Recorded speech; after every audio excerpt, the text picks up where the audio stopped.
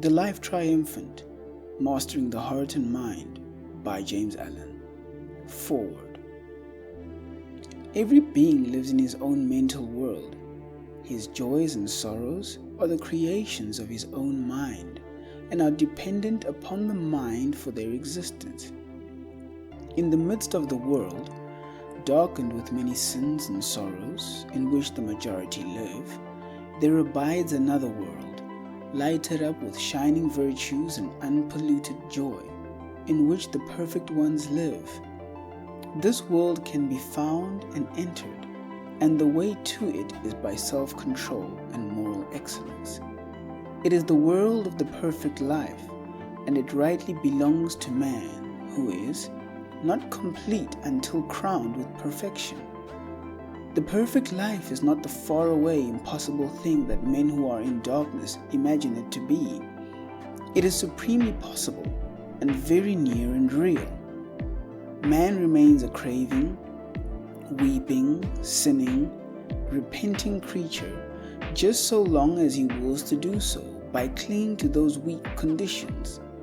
But when he wills to shake off his dark dreams and to rise, he arises and achieves. James Allen.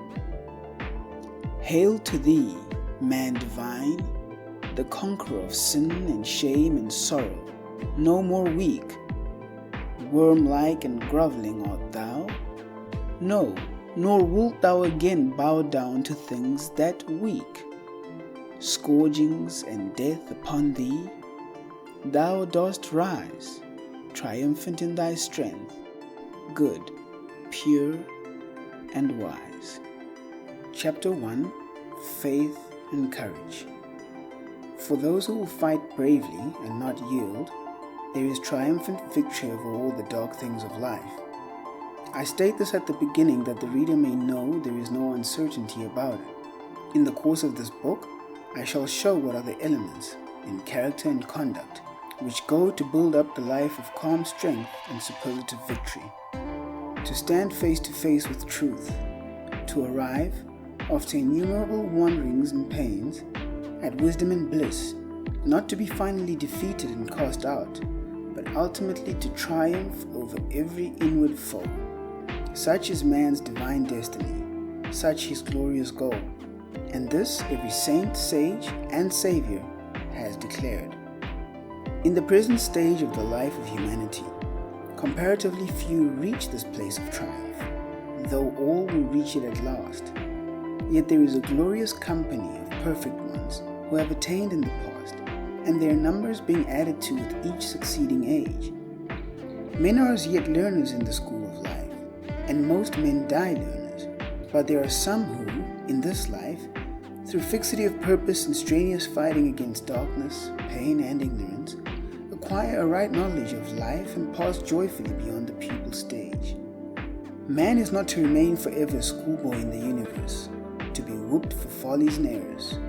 When he wills and wishes, he can set his mind upon his task and master the lessons of life, becoming a confident and skilled scholar, living in understanding and peace, and not in ignorance and misery. The sorrows of life are profound and deeply rooted, but they can be fathomed and rooted out. The passions and emotions of human nature are, in their ungoverned state, overwhelming and painfully conflicting, but they can be so softened down, harmonized, and wisely directed and understood as to become obedient servants for the outworking of enlightened purposes. The difficulties of life are great, its battle fierce, and its wished-for issues are uncertain and elusive, so much so that every hour men and women are breaking down under the strain. Yet these conditions have no objective and arbitrary existence. In their true nature, they are subjective and purely mental, and can be transcended. There is no inherent and permanent evil in the universal order, and the mind can be lifted up to the moral altitude where evil can touch it no more. A steadfast faith in an eternal and universal justice, in an overruling good, is the prelude to the life triumphant. The man who aims to become strong, serene, and steadfast at heart must at the onset have no doubt that the heart of life is good. He who is to gaze upon the cosmic order and experience the rapture of emancipation must realize that there is no disorder in his life but that which he creates.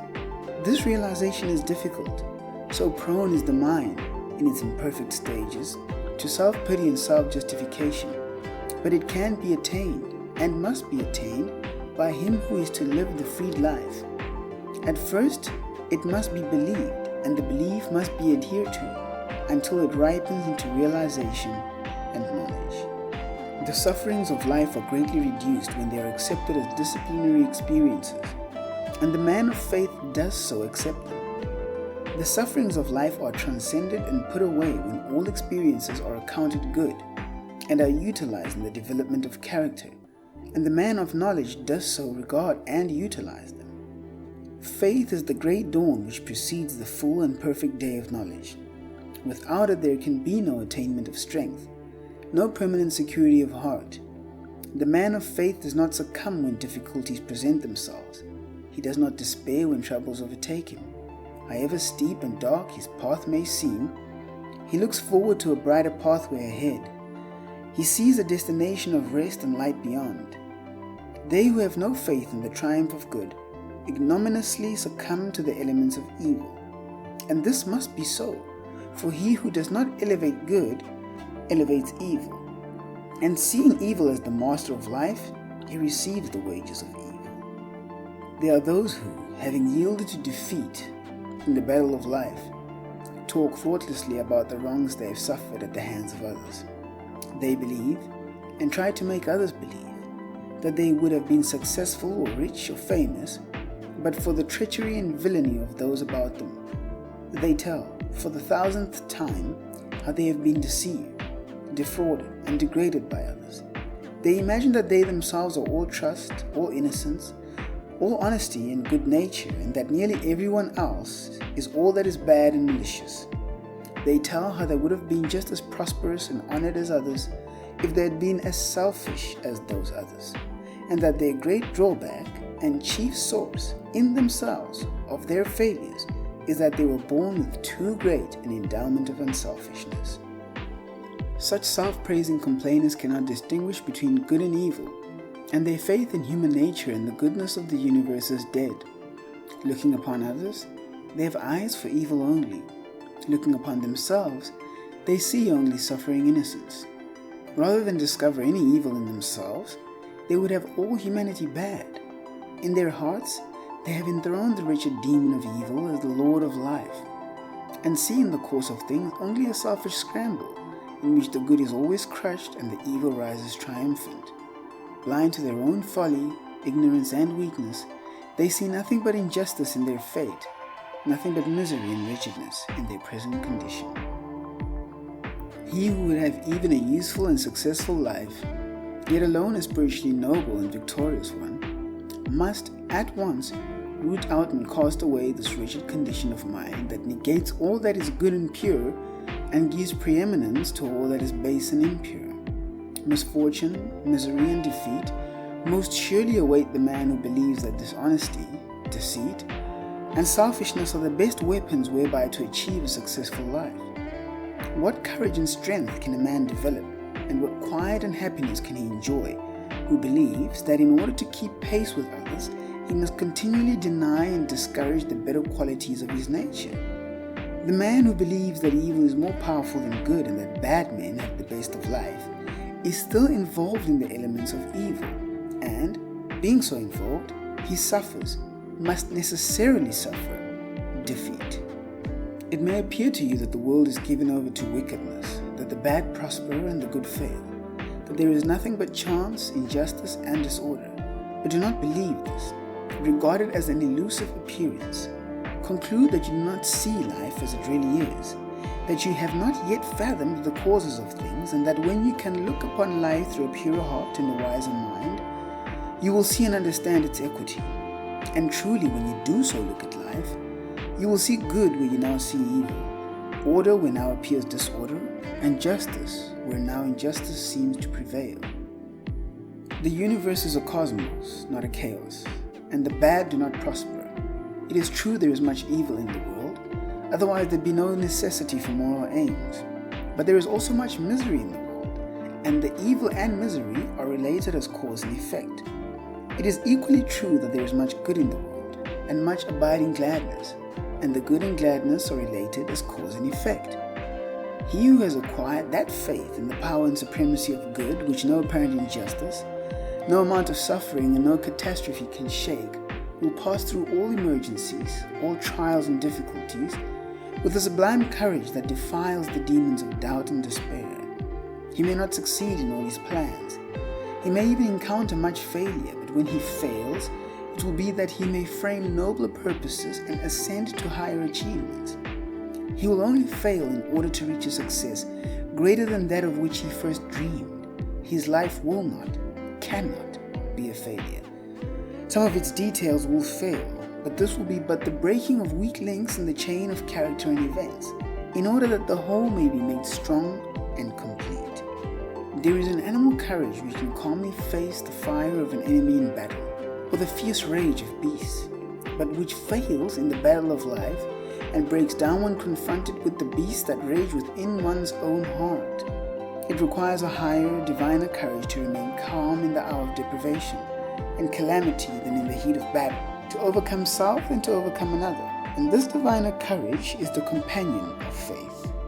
A mere theological belief, commonly confused with faith, will not avail. Beliefs about God, Jesus, creation, etc. are merely surface opinions, derived chiefly from custom, which do not reach down to the real life of a man and have no power to bestow faith. Such beliefs may accompany faith, but they are distinct from it. Frequently, those who hold most tenaciously to particular beliefs about God, Jesus, the Bible, are most lacking in faith. That is, they give way to complaint, despondency, and grief immediately after some petty trouble overtakes them. If one is given to irritability, anxiety, hopelessness, and lamentations over the simple things of life, let him know that, in spite of his religious belief or metaphysical philosophy, he lacks faith. For where faith is, there is courage, there is fortitude, there is steadfastness and strength. The opinions of men are lightly to be considered, for they are changing with every new breeze of thought. They have very little part in the reality of things, being the bubbles of a surface effervescence. But behind all opinions, there is the same human heart. The godless are they who are goodless, even though they may be members of churches and make great profession of faith in God. The godly are they who are goodly, even though they make no profession of religion. The complainers and bewailers are the faithless and unbelieving. Those who deny or belittle the power of good, and in their lives and actions affirm and magnify the power of evil, are the only real atheists. Faith bestows that sublime courage that arises superior to the petty and selfish disappointments and troubles of life, that acknowledges no defeat except as a step to victory, that is strong to endure, patient to wait, and energetic to struggle. It perceives the benign law of truth in all things, and is assured of the final triumph of the heart and the kingly power of the mind. Light up, then, the lamp of faith in your heart, and walk through the darkness guided by its illuminating rays. Its light is dim and cannot be compared with the sunlight brilliance of knowledge, but it suffices to lead one safely through the mists of doubt and the black darkness of despair, along the narrow thorny ways of sickness and sorrow, and over the treacherous plains of temptation and uncertainty. It enables man to ward off and outstrip the foul beasts that rage in the jungle of his heart, and to reach safely the open plains of a pure life, and the mountain levels of conquest, where the dim light of faith is no longer needed. For leaving behind him all the darkness, all the doubt, error, and sorrow, he enters into a new consciousness, and upon a higher round of life, works and acts, and lives self-contained and peaceful in the full and glorious light of knowledge. End of Chapter 1.